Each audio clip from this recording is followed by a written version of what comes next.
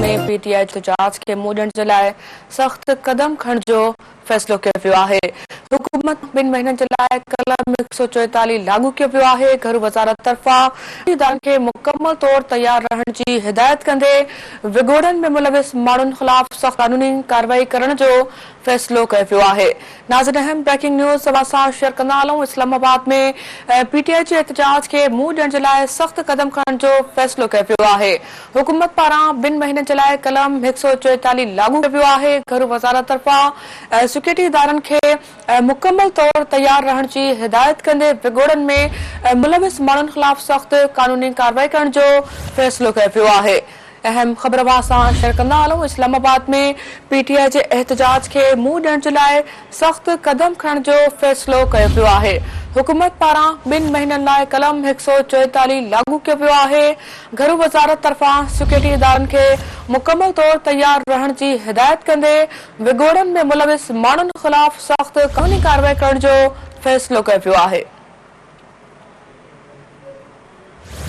इस्लामाबाद में पीटीआई जे एहतजाज खे मुंहुं ॾियण लाइ सख़्त क़दम खणण जो फ़ैसिलो कयो वियो आहे। हुकूमत पारां 2 महीननि लाइ कलम 144 लागू कयो वियो आहे। घर वज़ारत तरफ़ां सिक्योरिटी इदारनि खे मुकमल तौर तयार रहण जी हिदायत कंदे विगोड़नि में मुलविस माण्हुनि ख़िलाफ़ सख़्त क़ानूनी कार्रवाई करण जो फ़ैसिलो कयो वियो आहे।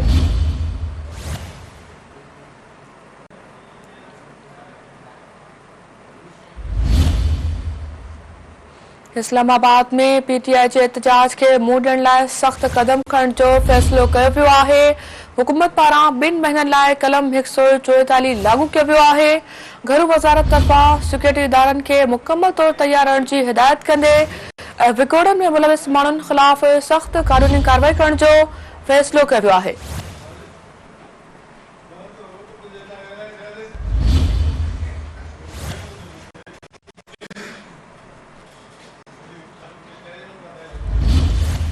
इस्लामाबाद में पीटीआई जे एहतजाज खे मुंहुं ॾियण लाइ सख़्त क़दम खणण जो फ़ैसिलो कयो वियो आहे। हुकूमत पारां 2 महीननि लाइ कलम 144 लागू कयो वियो आहे।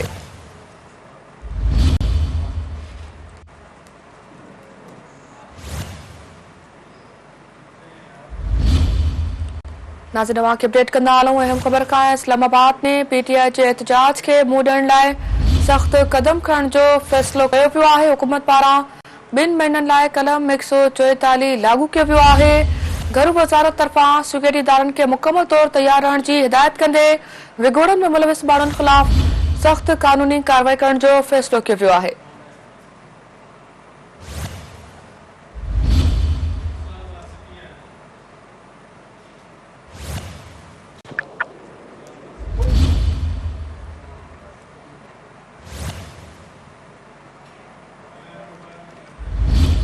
इस्लामाबाद में पीटीआई जे एहतजाज खे मुंहुं ॾियण लाइ सख़्त क़दम खणण जो फ़ैसिलो कयो वियो आहे। हुकूमत पारां 2 महीननि लाइ कलम 144 लागू कयो वियो आहे। घर वज़ारत तरफ़ां सिक्योरिटी इदारनि खे मुकमल तौर तयार रहण जी हिदायत कंदे विगोड़नि में मुलविस माण्हुनि ख़िलाफ़ सख़्त क़ानूनी कार्रवाई करण जो फ़ैसिलो कयो वियो आहे। इन हवाले सां वधीक तफ़सील सां राब्तो कयो आहे सीनियर सहाफ़ी ऐं तजदीदगार सिद्दीक़ सादिक़ साहब। जी सिद्दीक़ साहब, इस हवाले से अपडेट कीजिएगा। हेलो जी अपडेट कीजिएगा। हुकूमत की जानिब से 2 महीनों के लिए 144 कलम लागू किया गया है। जी बिल्कुल, जो ज़राए वज़ारत दाखिला हैं उनका ये कहना है कि इस्लामाबाद की सिक्योरिटी के ऊपर किसी किस्म का कोई कंप्रोमाइज नहीं किया जाएगा। इसी वजह से जो डिप्टी कमिश्नर हैं उन्होंने इस्लामाबाद में 2 माह के लिए दफा 144 जो है वो नाफज कर दी है और इसके अलावा दीगर इक़दाम भी उठाने का फैसला किया गया है। ये भी फैसला किया गया है कि 24 नवंबर का जो एहतजाज है उसको किसी जो है वो नहीं होने दिया जाएगा और उस मौका पर जो भी कानून हाथ मिलेगा उसके साथ सख्त कार्रवाई जो है वो की जाएगी। जो तालिब इल्म या अफराद इसमें हिस्सा लेंगे उनके शनाख्ती कार्ड, उनके पासपोर्ट, उनके दाखिले और तालीमी असनाद मनसूख कर दी जाएंगी और साथ ही साथ जो अफगान महाजरीन पाकिस्तान में मुकीम हैं उनके जो कैंप हैं उनकी जियो फेंसिंग का अमल भी शुरू होगा ताकि अफगान महाजरीन इस एहतजाज में हिस्सा ना ले सकें। और उसके साथ साथ ये भी फैसला किया गया है कि इस्लामाबाद और रावलपिंडी में सिक्योरिटी के लिए मजीद इक़दाम उठाए जाएंगे, मजीद इजाफी नफरी जो है वो तैनात की जाएगी और युवा शहरों की सिक्योरिटी को सख्त करने के लिए इक़दाम उठाए जाएंगे। जी बहुत शुक्रिया सलीद साहब इस हवाले से अपडेट करने के लिए। इस्लाम आबाद में PTI जे एहतजाज के मूडन लाए सख्त कदम खण जो फैसलो कयो वियो आहे। हुकूमत पारां 2 महीननि जे लाइ कलम 144 लागू कयो वियो आहे।